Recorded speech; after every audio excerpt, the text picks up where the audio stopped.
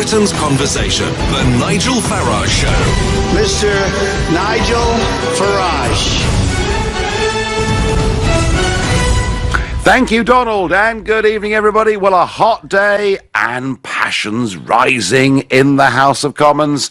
Mind you, they always do when Donald Trump, of course, is being debated. Exchanges today in the House of Commons between the Shadow Foreign Secretary, Emily Thornberry, and the Foreign Secretary, Boris Johnson. During the election back in 2016, took a very anti-Trump, politically correct position. He said, of course, the main reason for not going to New York was in case he bumped into Donald J. Trump. But increasingly, Boris has become a little bit of a fan. He thinks Trump is achieving things. Here's an exchange today between Thornberry and Johnson. The Foreign Secretary clearly has a new hero, and we know who he is, Mr. Speaker. The clue is in the hair. So can I ask the Foreign Secretary, when he said, as he did on the 6th of June, that he is, I quote, increasingly admiring of Donald Trump, he's begun to tell us some of the reasons why, but could he help those of us who are yet to be convinced? 3 things about this current president that he increasingly admires about him. Mr. Speaker, I hesitate to say it, but I have anticipated the Right Honourable Lady's question. I pointed out, number one, that I thought it was an admirable thing that after the chemical weapons attacks led by the Assad regime, supported by the Russians, the Donald Trump's administration actually responded. I think it's a good thing that the United States is trying to solve the problem of a nuclear-armed North Korea, and trying very hard, and I admire at least the President's efforts in that respect. And I think it's a good thing, too, that the President is encouraging our European friends and partners to spend more on their own defence, and we should certainly be assisting in that effort. Well, there we are. Boris, a convert. And by the way, isn't it nice to see Boris in the House of Commons? Sadly, he couldn't make it yesterday when they were debating the 3rd runway at Heathrow Airport. The thing that he said he would lie down in front of the bulldozers over. No, he was too busy to attend yesterday. But Boris back today and on form and standing up for the President on the basis that he supported us over Russia, and he's trying to make peace with North Korea. And this was Emily Thornberry's withering response. When we have a president like Donald Trump who bans Muslims and supports Nazis, who stokes conflict and fuels climate change, who abuses women and cages children, that is not a record to be admired. That is a record to be abhorred. And I simply ask the Foreign Secretary not just why he joked that a man like that should be in charge of our Brexit negotiations, but why he thinks seriously that a man like that should have the honour in 2 weeks' time of visiting Chequers, Blenheim Palace and Windsor Castle and shaking hands with Her Majesty the Queen. So there you are, Emily Thornberry. Clearly the Labour Party believe that Trump should not be allowed to come to the United Kingdom and that Trump is perhaps the worst human being to have lived since Hitler. That seems to be the message that I'm getting from Thornberry and many others. Well, just to really stir the pot, you'll remember that when Trump first became president, he put in place what was called a Muslim ban. The truth of it was, actually, President Obama had identified 7 countries that he thought were sponsors of terrorism, and what Obama did was to put in place extreme vetting. What Trump did was to up the ante on that and say, we're not going to take anybody from these countries until we're absolutely confident we're getting the right people. It led, if you remember, to mass protests in Westminster, led by Jeremy Corbyn, supported, of course, by Sadiq Khan, backed up by Speaker of the House of Commons, John Bercow. And it clearly led to a hell of a row in America as well. And yet today, the US Supreme Court, by a decision of 5-4, has upheld the President's decision and said he is able to put this in place. And here's Trump having received that judgment. A tremendous success, a tremendous victory for the American people and for our Constitution. This is a great victory for our Constitution. We have to be tough, and we have to be safe, and we have to be secure. So the President very, very happy with that, none of which is going to impress Emily Thornberry. And one of the reasons the temperature for all of this is heating up, as Thornberry pointed out, is that in 2.5 weeks' time, President Trump will be in the UK. He will be meeting the Queen. And I'm going to ask you tonight, given this debate, and as this Supreme Court today upholds Trump's travel ban, who is right about the US president? If you agree with Emily Thornberry that he is an abhorrent, appalling human being, then call me on 0345 6060 973. Or maybe you're like Boris and you think, do you know what? Whatever his style, whatever I thought, I'm beginning to change my mind. Text to 84850 and tell me, how do you feel about his travel ban? Is it outrageous and wrong, or is he making America just a little bit safer? Tweet using the hashtag Farage and LBC at LBC, and of course, as ever, watch us on Facebook and comment there too. Mervyn in Bow is my first caller on this subject. Good evening, Mervyn. Good evening, Nigel. A pleasure to speak to you, sir. Pleasure to speak to you. Go down as history as a hero who saved us from the EU. Well, Mervyn, that's very sweet of you, and there has been, in fact, a big development today on EU withdrawal, which I'll talk about a little bit later. So, Mervyn, when you hear Emily Thornberry taking the very high moral ground, really saying that Trump is an absolutely abhorrent human being, he shouldn't be visiting Windsor Castle or Buckingham Palace, is she right? No, she's a complete and utter fake. She is a joke. She's a lady. She's a title lady. She's married to a High Court judge. If anything, she's a high-flying champagne socialist. Well, it's not her fault, Mervyn. Come on, Mervyn. It's not her fault that she's married somebody with a title, is it? Okay. What about the insults she threw at the white van man? Anybody who had a St. George flag? This woman is a joke. All right, Mervyn, I tell you what, you got me there. I'm going to stop playing devil's advocate. That was appalling, wasn't it? That was champagne socialist snobbery of the worst kind. Tweeting that picture, white van man with a cross of St. George, as if to say, aren't these people awful? Yes, they are ashamed of us, Nigel. They are ashamed that we love our country and we fight for our own country. They don't want us to. They want us to get on our knees and pray to Europe for their little pittances. And someone on the radio the other day asked, James O'Brien, I think he was interviewing a lady politician, Labour, of course, and he said, "What have they done for us?" And she said, "Oh, they've given lots of money to deprive theirs." It's our bloody money. They're giving us back a little bit of our money. Yeah, enough of the B word, Mervyn. It's early yet. Sorry. It was only we haven't reached the watershed. No, well, but Mervyn, tell me, Boris. I mean, during the US presidential election, I supported Trump. I even went on the stage with him, as you probably saw, going back then. I believed it was the right thing to do. Boris was pretty disparaging about Trump, but Boris now says, do you know what? This guy's achieving stuff. What's your own personal journey thinking about Trump as president? I'm glad you asked that, Nigel. We look at Mr. Obama, who was a complete utter failure, who was given the Nobel Peace Prize for things he was going to do but never achieved. Look what Donald's done in Korea and towards the peace process. He deserves it, not Obama. Well, Mervyn, let me tell you, I'm here in Brussels today.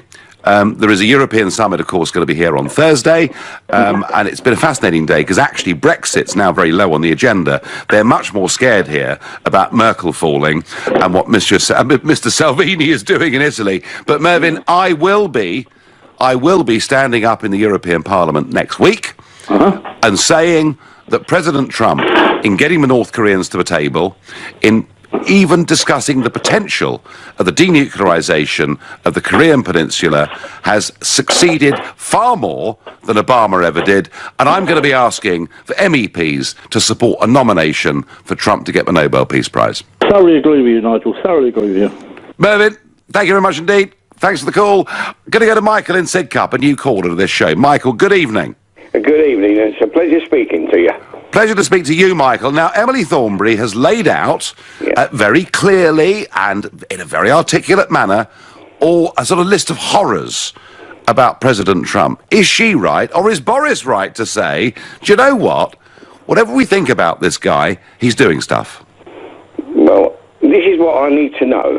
Why are we sticking our nose into other countries when in this country they talk about children being caged or whatever? It's not really caged, are they? They've been put aside for some reason or other. But that's fine. So we go on about that. But in all these parts of the country, children are still being abused. No one has been charged with aiding and abetting paedophilia. No one at all. Well, yeah, but I mean, Michael, there has to be, accusations are cheap. Accusations are very, very cheap, and reality can be different. But getting back to the main subject, Michael, Trump, he's accused of all sorts of things. In particular, these 7 countries where he wants a halt to people coming in, the so-called Muslim ban, it's been upheld today by the US Supreme Court. I mean, is he a monster for doing that, or is he making America safer? Well, I tell you what he's doing, he's looking after his own country, isn't he? Unlike here. That is the problem we've got. He does things, people never liked him. I think he's a great thing. Unfortunately, I don't watch much of him, because we've had our Sky, channel taken off for the one who supports... Well, Fox News. Fox News is now very hard to get in this country, that's true. That's right. Michael, were you always a supporter, or have you warmed to Trump since he became president? No, I've always a support from day one. He's a brilliant man. He's done something, and he said on that day, Washington, watch out, and he's done it. And they don't like it. And why people in this country get so angry about this man? Sort your own country out. There's so many bad things going on here. There are... Michael, can't disagree with that point. Thank you very much indeed. Karen on Facebook says Trump is far better than the previous 2 presidents, but Jackie says Trump is wrong and nothing ever turns out right. And on Twitter I get, seems like Emily has forgotten just a few months ago a number of women claiming that working in Westminster and in the EU Parliament was a horrible and a sexist environment. Well, look, it's not a perfect world, but Thornberry really today strongly taking the view that President Trump is abhorrent, he's ghastly, he shouldn't be coming to our country. Boris Johnson, despite the earlier disparaging remarks, now saying the guy's achieving something. Folks, I've been a Trump supporter all the way through. I know he sometimes says things that are a bit out there. He's very, very politically incorrect. My sense of it, way before the US presidential election, is that he had the right instincts, and I've never, ever backed down from that point of view. But I want to hear from you on 0345 6060 973. You come on, tell me I'm wrong, tell me he's a monster, tell me I've made the biggest mistake in my life in supporting him. You're listening to The Nigel Farage Show, exclusive on LBC, and it's now 7:15. In 2.5 weeks' time, Donald Trump will be in the UK, and unsurprisingly, on a hot day in London, passions in Westminster about Donald Trump were pretty high. Boris now thinks he's a pretty good chap, having not thought so previously. Emily Thornberry thinks he's totally and utterly abhorrent, and all this on the day when the US Supreme Court upholds his so-called travel ban, or Muslim ban, as some would say, although given that North Korea and Venezuela are part of it, clearly it is not simply about Muslim countries, it is about America being very, very strict in terms of what they think the terror threat may be. Now, I have this feeling that there is more support for Trump in our country than is actually being acknowledged by large sections of the media. On Twitter I support Trump's ban as he is looking out for his own citizens, and that comes from Woody. I don't think that's Woody Johnson, the US ambassador, but you never know. Let's ask Darren in Oldham what he thinks. Good evening, Darren. Hello, Nigel. Good evening. Good evening. I'm here to defend Emily Thornberry. Okay. How dare you insult that wonderful lady? She's civilised. She's educated. Darren, Darren, have I insulted her? Absolutely. You put Tell me how. Down and you're insulting her because she is civilised. She is decent. She knows what she's talking about. You blinkered to the... Darren, I'm happy. Please, you can say everything you want, but please tell me, I thought I'd been objective. I may not agree with her, but have I insulted Emily Thornberry? You're being sarcastic. You're making it sound like silly little rich liberal lady, which she isn't. Why you're so blinkered with Donald Trump. I've said none of those things. Darren, I've said none of those things. I've said none of those things. I've laid out... Thornberry is wonderful. I'd rather have her any day as the Prime Minister than Trump as my President. Your friend Donald Trump proved racism, sexism, payments to hookers that he did know about, that he didn't know about, that his lawyer may have paid. He's unfit, Nigel. The transgender ban in the military, children in concentration camps, and you want him to get the Peace Prize. You're joking. You're having a laugh. I know, Darren. I mean, okay. Look. And by the way, you have not yet. Hang on. You have not yet proven in any way at all that I've been insulting towards Emily Thornberry, and I haven't been. You have. You've been sarcastic towards her, and you put her down. You make skits about her. She's wonderful. She's civilized. She's decent. Donald Trump is a So I've been mildly sarcastic. Darren, hang on. I've been mildly sarcastic. Okay, hands up about Emily Thornberry. Listen to what you're saying about Trump. I mean, that's real insult, isn't it? No, that's proof. That's real. Proof racism, proof sexism, yeah? Has he not banned transgenders from the military? Has he not made derogatory comments about people from Mexico? Yes, he has. They're proved facts. Okay, he might be your friend, but he's unfit, unprofessional, undiplomatic. He's nasty, and Hillary Clinton should be in the White House. Right, well, he has, and you're right, as far as transgender people in the US military are concerned. There was initially a blanket ban that has now been changed to people who may psychologically pose a substantial risk. I mean, why did his lawyer pay money to the porn star? What? Do you know what, Darren? Do you know what, Darren? Do you know what, Darren? Darren, who cares? Sorry? Who cares? Are you really? Well, it was okay for Bill Clinton to do goodness knows what with a junior intern. Whether Trump has done this or not, Darren, no one cares. Of course they do. How dare you say that? No one cares. No. About a racist, a sexist. No. You asked me. No, Darren, I'm sorry. You asked me about Stormy Daniels, right? And there may be people, Darren, who are worried about the accusations of Stormy Daniels. I think the vast majority of Trump voters couldn't care less about his private life. Yes, what they care, and you know what? Could we care less anymore about? I mean, Boris Johnson was there today in the House of Commons as Foreign Secretary. It would be fair to say, in terms of his personal life, he's had one or two slips and scrapes. And you know what, Darren? No one cares. And he's another fool and another clown like Trump who'll never get to power, which is where he wanted to get. And the minute Brexit... But he's the Foreign Secretary, for goodness sake. He's a clown. He's a fool. Darren, you seem to come on. Emily Thornberry should be the Prime Minister.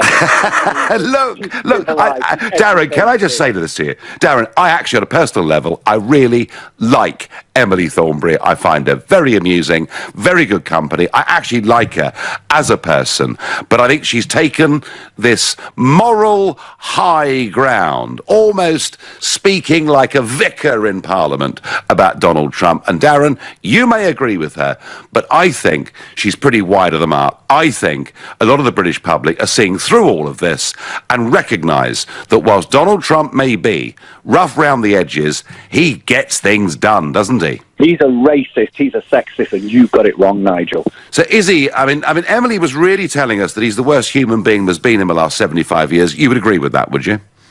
Possibly. All right, okay, Darren. Don't say I didn't give you a fair chance to have your go, because you did. Who is Emily to say who should meet our Queen? I would put my safety and trust in our Queen's and Trump's beliefs any day, says Caroline, as a counter to Darren, who feels very, very passionately against Trump. And I do understand. There are people like Darren out there who can't stand Trump, who think he's awful. But my feeling, my suspicion is there are lots and lots of quiet Trumpers out there who are beginning to think, boy, I wish this guy was running our country. That's what I think. John in Nottingham is a new caller to this show. Good evening, John. Good evening, Nigel. So, did Thornberry get it right, or is Boris right to say, I didn't like the look of him, but he's doing quite a good job? Boris is right. Is he? Absolutely. And I think that the whole Stormy Daniels thing, and I'm saying this as a man, I look at Stormy Daniels, and no doubt I had exactly the same thoughts that Trump did, that nearly every red-blooded male in this country had, and Trump actually did it. But we don't know, John. Now stop it. We don't know what happened there, do we? No, but to be serious, I think it's showing Trump's humanity, that he is a man, and like all human beings, he's fallible. It does not make him a bad politician. Do you know what, John? Whatever the speculation around this may be, the point I made to Darren, the previous caller, is that increasingly electorates couldn't care less because they now, I don't think, expect politicians to have higher moral values than they've got. I agree, and I think what they expect them to do is respect democracy. And I think Trump, people go, oh, he tweeted this, he's tweeting that. He's communicating with his base, the people who voted him into office. I was listening to the Harley Davidson and what he's doing with Harley Davidson. He is following through on his promise to the people who elected him into office. Yeah, this is. Do you know what, John? This is the one thing that I keep putting to people who don't like Trump, and they really struggle to get back. He is. I mean, Chris, by the way, on SMS just says to me, John, while you're on, he says, I admire the president because he's kept his promises, and I find it ironic. I find it ironic that Labour hates a man that's putting people in work. He is, isn't he? Absolutely, and he's delivering. And I think first of all, I wish to congratulate you. I think with your backers, you almost single-handedly turned the country away from Europe. I voted Remain, but I respect the democratic decision. One has to, otherwise one is Jeremy Corbyn, a proto-communist, basically. So I have to respect that vote, and I think the one thing that's disappointing me is that on the ballot paper, it was Remain Leave. I didn't say negotiate trade deal on my ballot paper. Leave meant leave. So, and yet here we are 18 months later. Oh, John, it's absolutely pitiful. And, you know, we've got this European summit. We've got this European summit coming up on Thursday.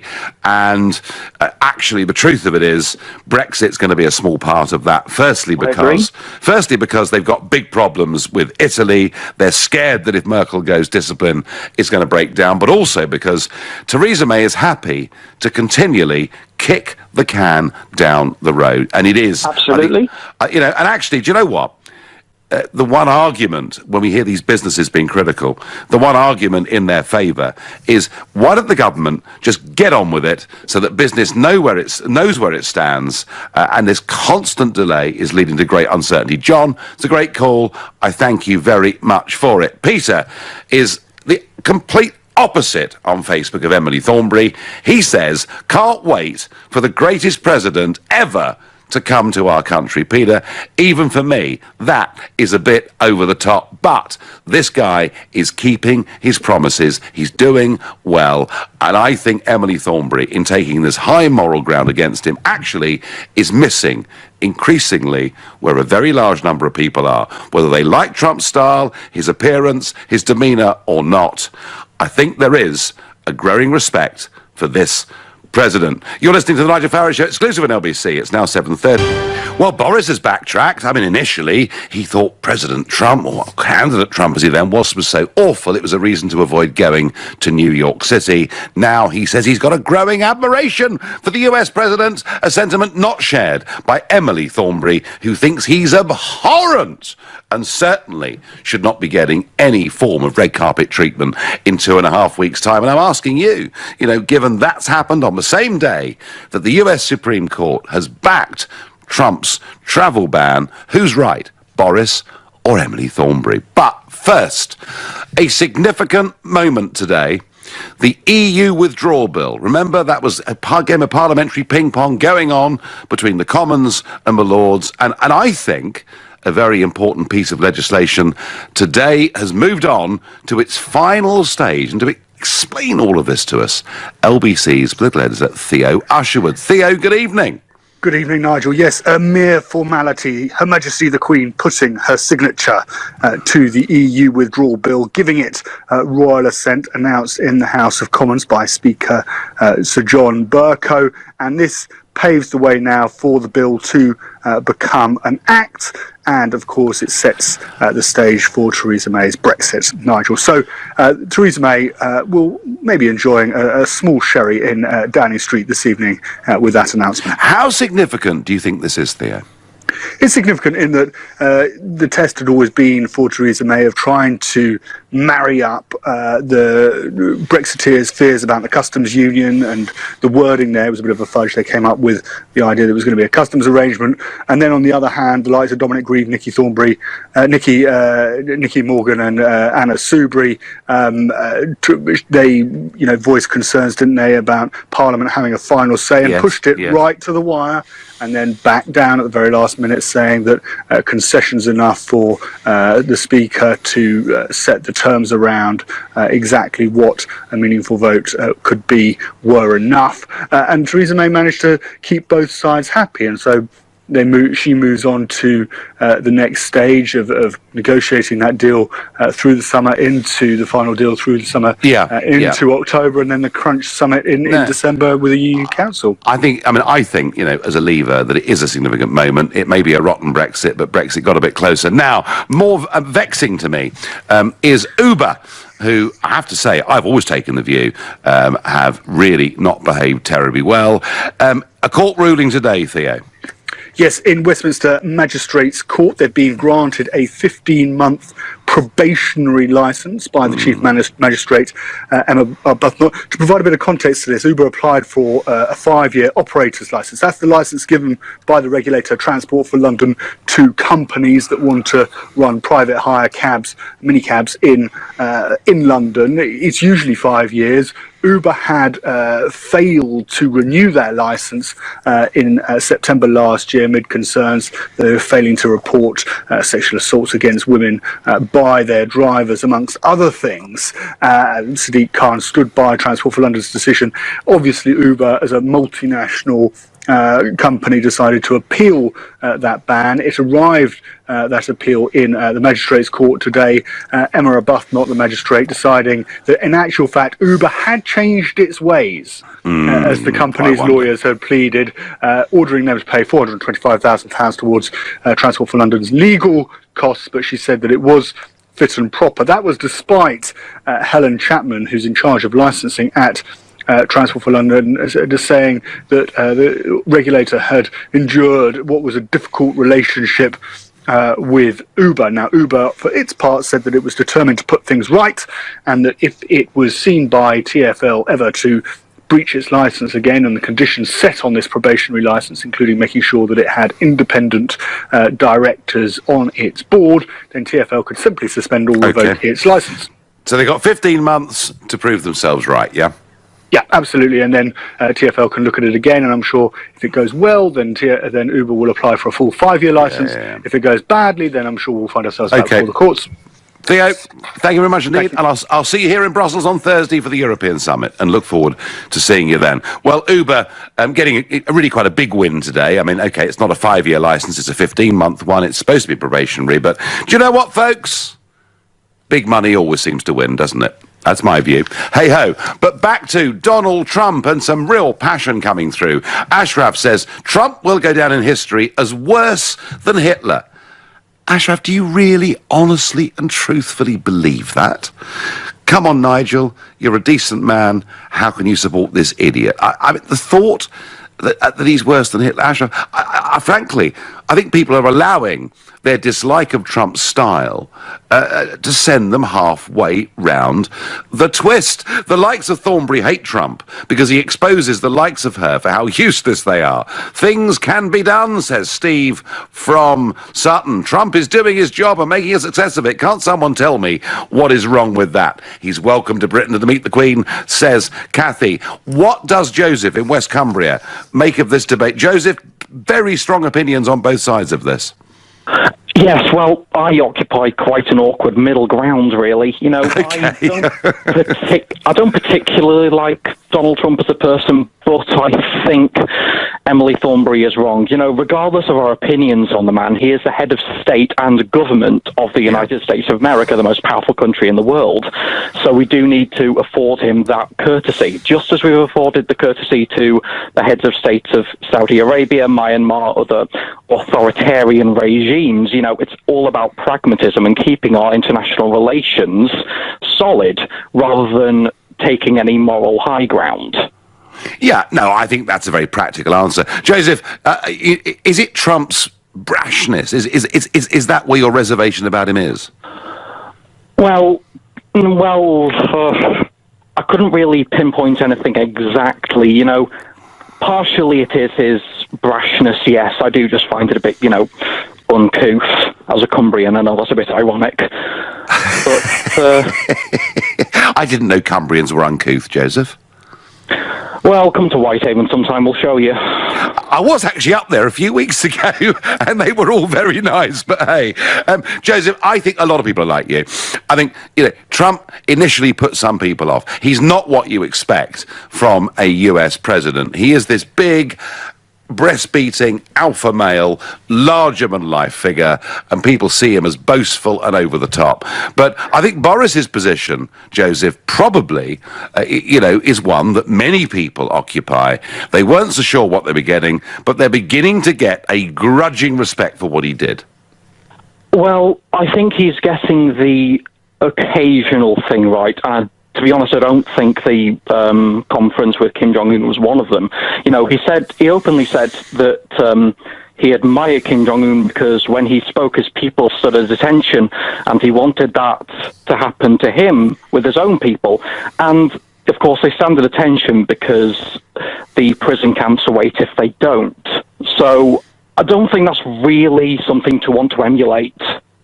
No, I tell you what, Joseph, I won't fight you on that one. All right, listen, thank you for your call. Nigel, interesting how you put it earlier.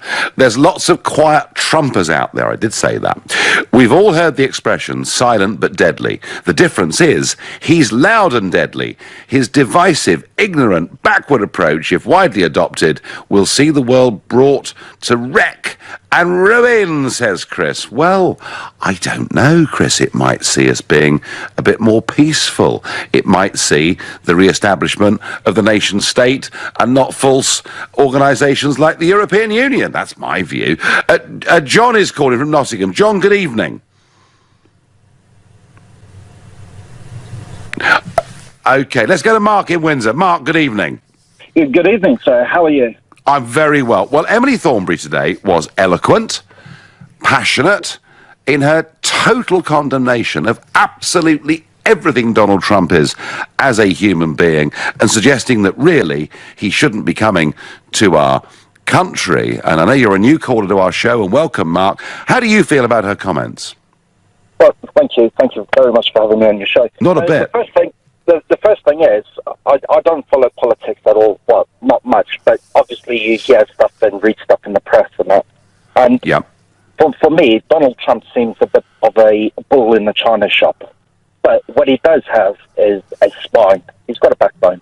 And I just wish British politicians would have a bit of that, just that ounce of what he has, because at the moment, my feeling is, their spine release catches are as strong as wet tissue paper. They can't do much. Do you know, Mark, you calling him a bull in a china shop, some people would use that as a pejorative, derogatory term. Other people would say what it needs is a bull in a china shop to shake the whole thing up, to disrupt the complacency of global politics. And I do believe your comment could be taken both ways. You take it that the guy's got backbone and he actually goes out and does what he says, yeah? Yeah, he delivers on what he says. And I just wish every other politician could do the same. But do you know what? Do you know what? I couldn't agree with you more. He is keeping his promises. And isn't it funny? You know, he said, I'm going to move. I mean, whether you agree or not, he said in the campaign, just as Obama had said and Clinton had said and one of the Bushes had said, he said in the campaign, I'm going to move the Israeli embassy from Tel Aviv to Jerusalem. They all said it. Trump did it, and then they all say it's awful. Mark, do you think he should be welcomed in this country in 2.5 weeks' time? I think he should have a state visit. Well, he may well be. Whistles and bells. Do you know what? He may well. I'm not sure whether it's Buckingham Palace and Windsor or one or the other, but you may well see him in Windsor or hear the helicopters or the motorcade. And I'm told that a state visit is following in about a year or so later. Mark, I thank you very much indeed. You're listening to the Nigel Farage Show exclusively on LBC, and it's now 7:45. Boris has a grudging respect now for President Trump. Emily Thornberry thinks he's abhorrent and ghastly and shouldn't really be coming. And all of this on the day when the US Supreme Court upholds the Trump travel ban. And the president is very happy about that indeed. Gloria says Trump is a rough cut diamond. I think, Gloria, there's a lot of truth in that. Bull in the China shop was said before the break, and that was true as well. From a non-Trump supporter, I do think of Trump, if he was negotiating Brexit, we'd be long done by now. Well, maybe that's right. And Lee from Dulwich says, Trump has broken political correctness. His policies actually favour US citizens over non-citizens. It's not racism, it's his job. Let's go to Lambourne and speak to Gaynor, and she's a new caller to this show. Welcome, Gaynor. Hello, Nigel. Absolute pleasure to speak to you, I have to say. Do you know what? I just want to say, who does Emily Thornberry think she is, honestly? At the end of the day, she is never going to be any kind of leader of any kind in our country, yet she has the gall to put down someone who's been democratically elected to a great country such as the USA. I honestly don't get it. Gaynor, she's a moral guardian. She's pointing out that sinners like you and I, who've been tempted by the Trump, should listen to her and become better people. Oh, for goodness sake, at the end of the day, the USA are our great allies. They're our great partners in a lot of things. And at the end of the day, people may not agree with everything Trump says or he does, but the man deserves the respect. Who else is going to get Kim Jong-un to the table? Certainly not Emily Thornberry. Well, I know. I mean, absolutely, Gaynor. Although I have to say, I don't really worry too much about Emily Thornberry being rude about President Trump. What worries me is our own Prime Minister repeatedly criticising the President, joining in every single politically correct chorus. That's what really gets me down. So, Gaynor, were you somebody who liked Trump from early on, or are you like a Boris? Is he kind of growing on you a bit? I've liked Trump from early on, and to be honest with you, my mum is a US citizen, voted for Trump. She works in frontline healthcare, and to be honest with you, she's seen kind of how it's gone over the last few years, and she voted for Trump really as well because he was the better of two candidates, as she sees it. Well, I mean, there are many who thought that it was a very poor choice between the two candidates, but do you know what, Gaynor? Trump won, and I don't think there are many on the other side who still, 18 months on, have kind of got over it. Gaynor, thank you for calling the show. Welcome. Nigel, if Donald stood for election in this country, I would vote for him, says Steve. On Facebook, Steve said, where's the wall? Hillary not in prison. Drain the swamp. He won the election on these promises too. Steve, you're absolutely right, and I do actually think he does need to build the wall. Trouble is, he's got to get Congress to approve the money. That's the difficult bit. And Hillary not in prison, well, do you know what? The Donald's gone soft on crooked Hillary. And draining the swamp, well, I tell you what he has done. He's appointed a lot of people to senior positions who've never been in career politics at all. It's a start. He can't do everything. I think he is making progress, Steve. I think he has kept many of his promises. Duncan from Reigate, another new caller to this show. Good evening, Duncan. Oh, good evening, Nigel. First time I've spoken to you on the radio, my friend. Well, I'm delighted to have you on. Delighted to have you on. And it's interesting, actually, because a lot of people say to me, Duncan, oh, you know, there's no point calling in because we'll never get through. But you've proved tonight that it's possible. So welcome. All right, you might hang on for a little bit, but eventually your producer... If you're very patient. Yeah, depends on the subject. Anyway, Duncan, the floor is yours. You tell me whether Emily Thornberry is right or whether Boris has a point that whatever we think of Trump as a person, he should earn some respect from us. No, I think Emily Thornberry is totally wrong. Do you? I think so many British politicians have the same opinion, and it's totally wrong. The man deserves a state visit any time he wants one, because actually the way he's dealt with what he's been dealing with, as in every single thing he promised on his campaign that he's been able to deliver so far, he's delivered. He does say Duncan, he does say occasionally some very provocative things, doesn't he? Oh, so does Boris Johnson. Right. Well, Boris, of course, can be all over the place. Although I did notice, I did notice, Duncan, that Boris wasn't in Westminster for the Heathrow vote yesterday. But hey ho. But what Donald does say, and so he goes a bit off field. He's shaking things up. He's bringing things similar to what you did over the 4 years over the EU. So Boris using slightly. Boris using the F word about business is a bit similar. It's similar to some of Trump's outbursts. But Duncan, do you understand? I mean, you're a Trump supporter, and you can see the merits in him, as I can. Do you understand why some people feel offended by him?